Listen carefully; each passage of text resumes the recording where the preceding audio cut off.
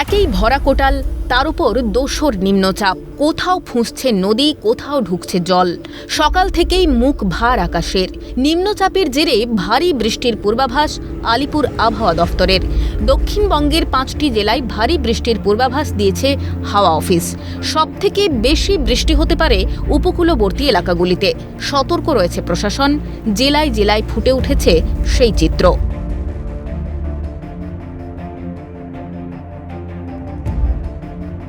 এদিকে ঠিক ভিড় দীঘায়, তবে প্রশাসনের তরফে চলছে নজরদারি। দীঘার সমুদ্র সৈকত ঘিরে ফেলা হয়েছে ব্যারিকেড দিয়ে।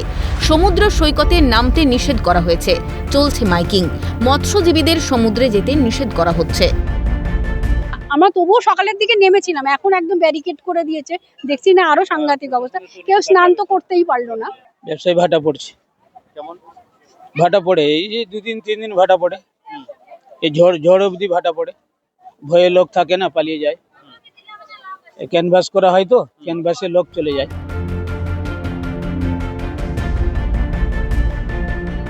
অন্যদিকে জেলার মন্দারমণি, দীঘা, শঙ্করপুর সহ সমুদ্র উপকূল এলাকাগুলিতে সমুদ্র যথেষ্ট উত্তাল।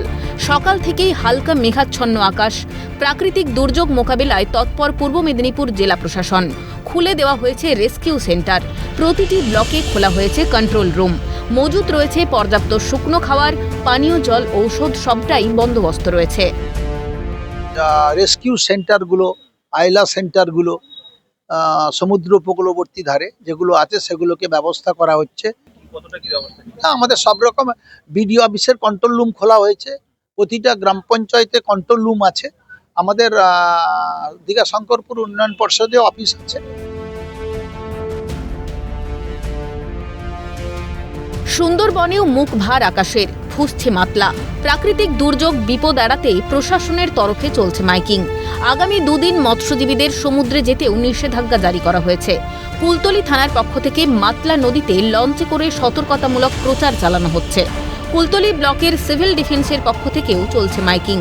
যারা সমুদ্র যাওয়ার চেষ্টা করছিলেন তাদের ফিরিয়ে দেওয়া হয়েছে।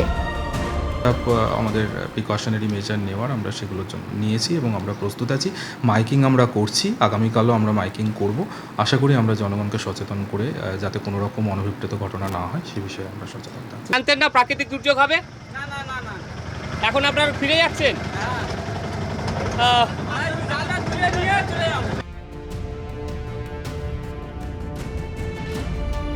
এদিকে কাকদ্বীপ, ফ্রেজারগঞ্জ, সাগর, রায়দিঘির ও ডায়মন্ড হারবারের নদী তীরবর্তী এলাকায় বাড়তি নজর দেওয়া হয়েছে।